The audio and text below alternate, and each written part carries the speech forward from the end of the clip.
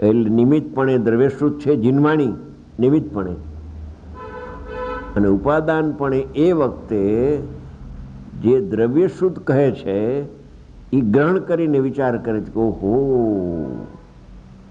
હું તો જ્ઞાન સ્વભાવી આત્મા છું, એમ શાસ્ત્ર પોકાર કરીને કરે છે. આત્મા તો રાગી છે નહીં. એમ પ્રથમ શ્રુત જ્ઞાનના અવલંબનથી, એટલે પેલા નિમિત્તનું લક્ષ્ય હતું, પછી નૈમિતિક ઉપર આવ્યો. નૈમિતિકમાં પણ ઊંડો ઉતરો, કસાયની મનતાથી નહીં. પેલા કસાયની મનતા તો જોઈ કે નહીં, કે ના ખોટી વાત છે.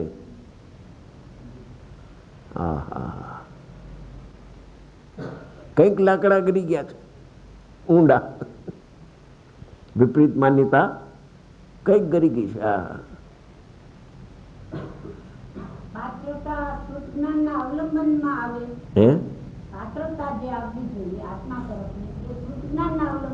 આ શુદ્ધ જ્ઞાન, કેમ કે મતિ જ્ઞાન કરતા શુદ્ધ જ્ઞાન બળવાન છે.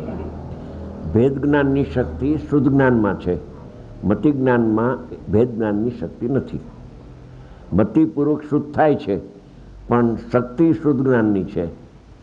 શ્રેણી ચડે ત્યારે પણ શુદ્ધ જ્ઞાનથી શ્રેણી ચડે છે. શુદ્ધ જ્ઞાનના અવલંબનથી જ્ઞાન સ્વભાવ આત્માનો નિર્ણય કરવો, નિશ્ચય કરવો. અનુભવ પહેલા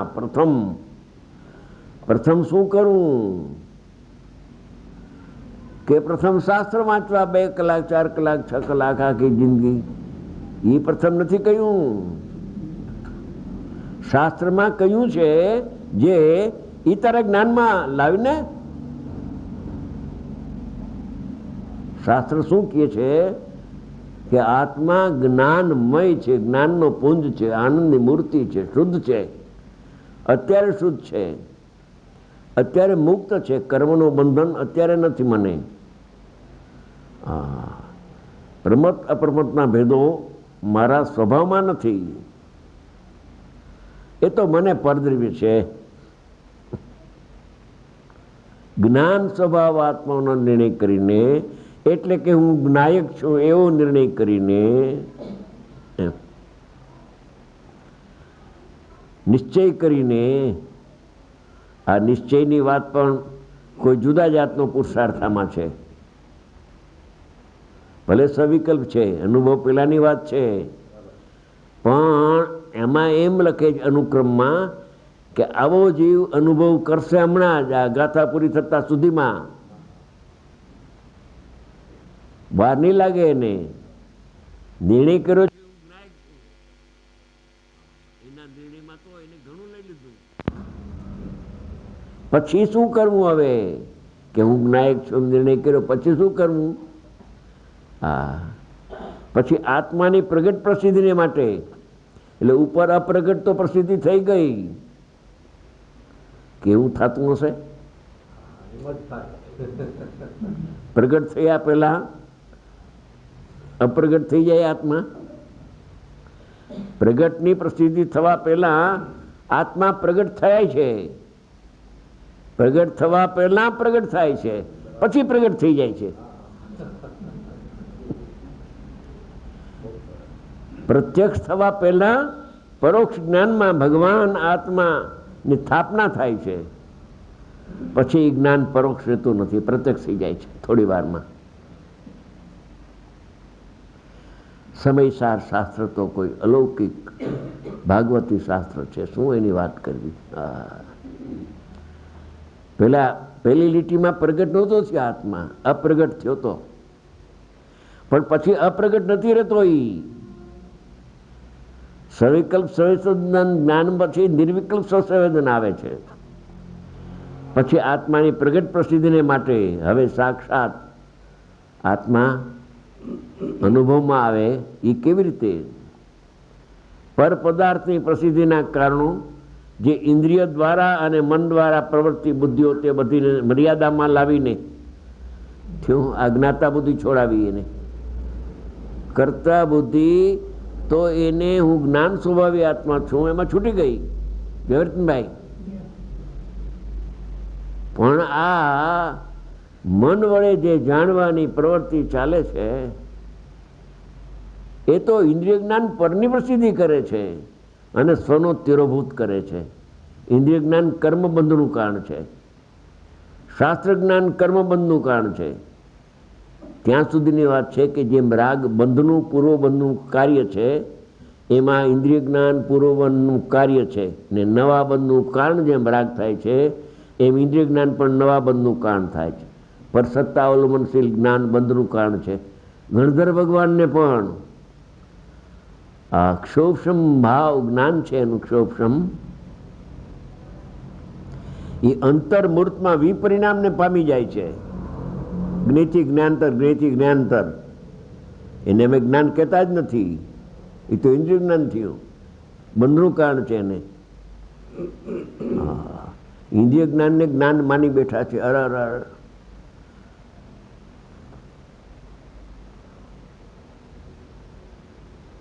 ઇન્દ્રિય જ્ઞાન જ્ઞાન નથી ભાઈ. કેવી સરસ ટીકા છે. પર પદાર્થની પ્રસિદ્ધિના કારણો એ પરની પ્રસિદ્ધિ કરે છે. 5 ઇન્દ્રિયને છઠ્ઠું મન પરની પ્રસિદ્ધિ કરે છે. સ્વની પ્રસિદ્ધિ કરવાની શક્તિ એનામાં નથી. આ નય જ્ઞાન છે, ઇન્દ્રિય જ્ઞાન છે. નય જ્ઞાન પણ ઇન્દ્રિય જ્ઞાન છે. એ જ્ઞાન નથી. નય જ્ઞાનથી જુદું જ્ઞાન, અતિન્દ્રિય જ્ઞાન નયાતીત છે.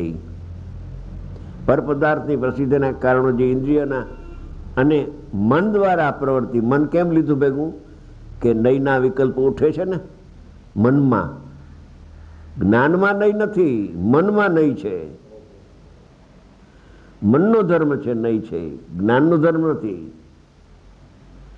મન દ્વારા પ્રવૃત્તિ બુદ્ધિઓ તે બધીને મર્યાદામાં લાવીને એમ ક્ષય કરીને ન લખ્યું, કેમ કે ક્ષય થતું નથી. અનુભવ થાય ભલે, એ વખતે ઇન્દ્રિય જ્ઞાનનો ક્ષય થતો નથી, મર્યાદામાં લબ્ધ થઈ જાય છે. ઉપયોગરૂપ જે હતી ઇન્દ્રિય જ્ઞાન એ લબ્ધ થઈ જાય છે, રે છે, જીવતી.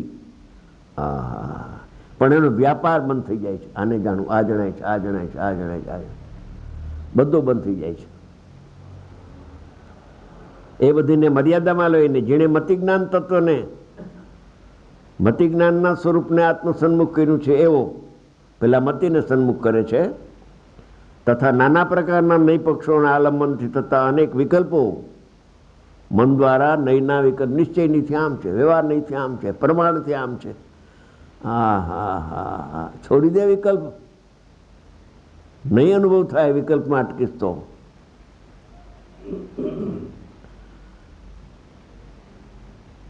નાના પ્રકારના નય પક્ષોના આલંબનથી થતા અનેક વિકલ્પો વડે આકુળતા ઉત્પન્ન કરનારી નિશ્ચય નહીંથી શુદ્ધ છું, દુઃખી છે આત્મા. શું કહ્યું? નિશ્ચય નહીંથી જોવામાં આવે તો હું તો શુદ્ધ ને એક ને અભેદ ને અખંડ ને ચિદાનંદ છું, દુઃખી છે. આકુળતા ઉત્પન્ન થાય છે. આમાં લખ્યું છો, એનો અર્થ કર્યો મેં.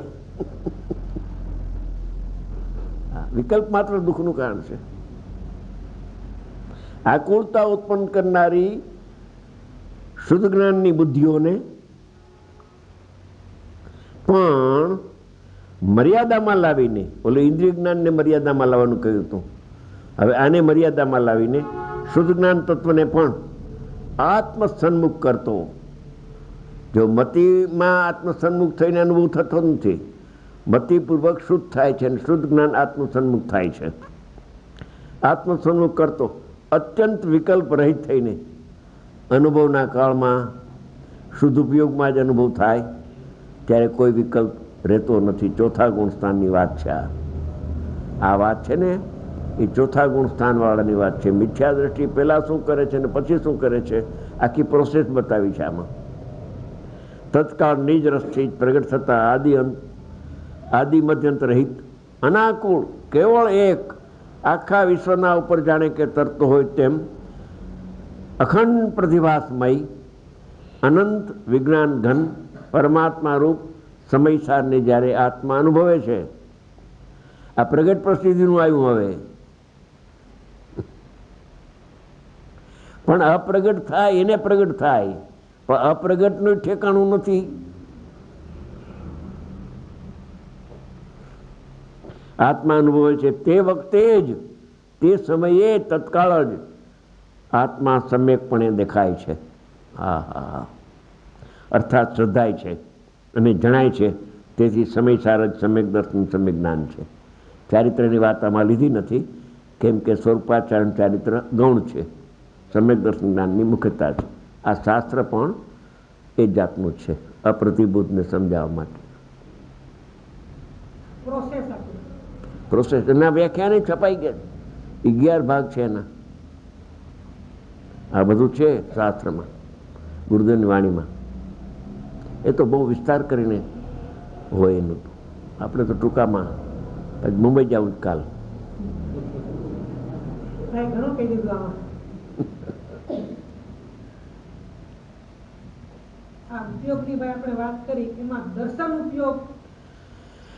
દર્શન ઉપયોગ પૂર્વક જ્ઞાન ઉપયોગ થાય છે, પણ દર્શન ઉપયોગની અંદર અનુભવ થતો નથી.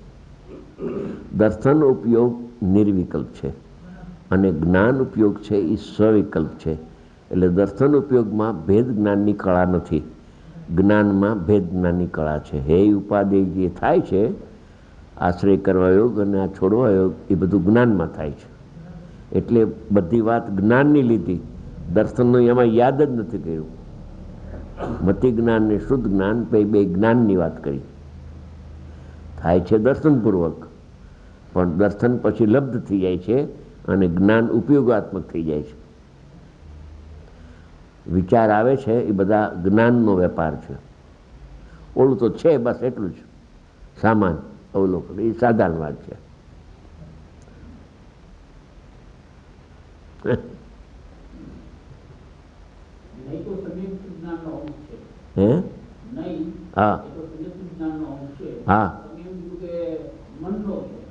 હા, એ સમ્યક જ્ઞાન ક્યારે કહેવાય? અતિન્દ્રિય જ્ઞાન દ્વારા અતિન્દ્રિય જ્ઞાનમય આત્માને જાણે ત્યારે એનું નામ જ્ઞાન છે. અને એ જ્ઞાન અતિન્દ્રિય થવા પહેલાં નય દ્વારા નિર્ણય કરે છે તો એ વિકલ્પ છે, એ મનનો ધર્મ છે, જ્ઞાનનો ધર્મ નથી, વિકલ્પ છે. ને નયના વિકલ્પો એ બધા ઇન્દ્રિય જ્ઞાનનો ધર્મ છે, મનનો ધર્મ છે, જ્ઞાનનો ધર્મ નથી. હોય ખરું, પેલા આવે, આવી જાય. શું કહ્યું? આવી જાય, બસ. આવે ને ટકે એવું ન હોય એમાં. આવીને વહી જાય, પછી અંદર જાય પછી ક્યાં નયના વિકલ્પ છે? આ નહીં આવો છું, આ નહીં આવો છું.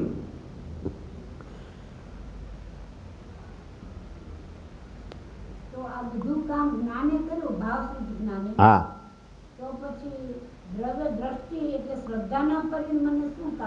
એક સાથે જ્યારે જ્ઞાન થાય છે તે જ સમયે સમ્યક દર્શન થાય છે, તે જ સમયે સ્વરૂપાચરણ ચારિત્ર, એક સમયે 3 અંશ પ્રગટ થાય છે એક સાથે.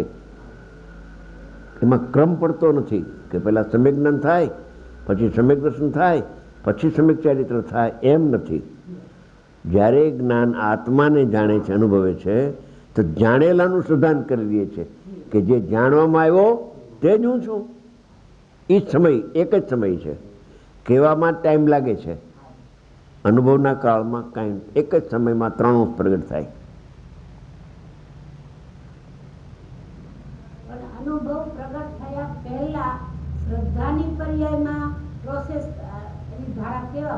એ જ્ઞાન એવું નિર્ણય કરે અપૂર્વ, ત્યારે શ્રદ્ધામાં જે મિથ્યાત્વ હતું ને એ ગળવા માંડે. અને જો જ્ઞાન અનુભવ કરી લઈએ તો એ મિથ્યાત્વ ટળી જાય ને અનુભવ થઈ જાય, સમ્યક દર્શન થાય. પણ ભેદ જ્ઞાન છે ને એ જ્ઞાનમાં છે, શ્રદ્ધા તો આંધળી છે એક અપેક્ષા.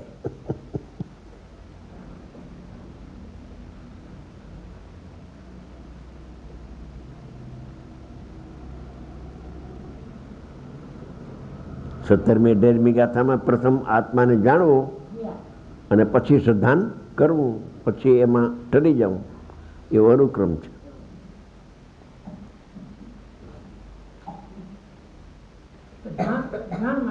તો પહેલા સમ્યક દર્શન જ્ઞાનને ચારિત્ર કેમ કહેવાનું? કેમ કહ્યું કે સમ્યક દર્શન પૂરું ક્ષાયક થઈ જાય છે ચોથાય, અને જ્ઞાન તો 13મે પૂરું થાય છે, એને વાર લાગે છે. એટલે જે જલ્દી થાય એની વાત પહેલા કરી. એક સમયમાં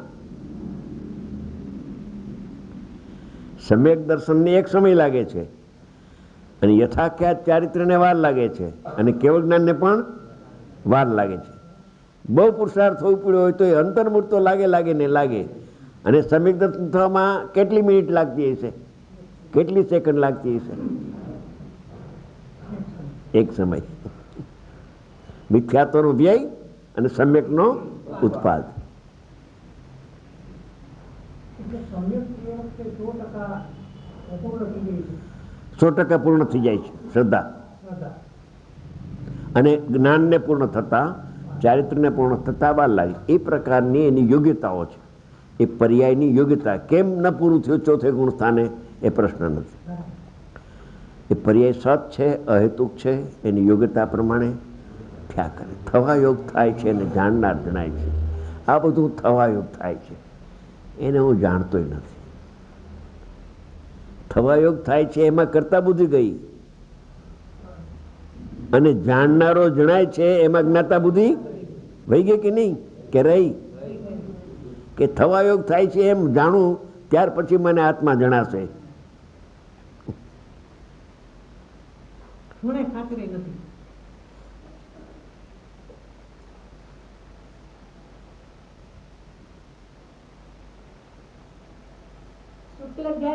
ઓલું પુસ્તક તો કાલે લાવજો, આપણે યાદ યોગ્યતાના પુસ્તકો ભાઈને આપી દઈએ, અને 5-7 પુસ્તક બીજા લઈ આવજો.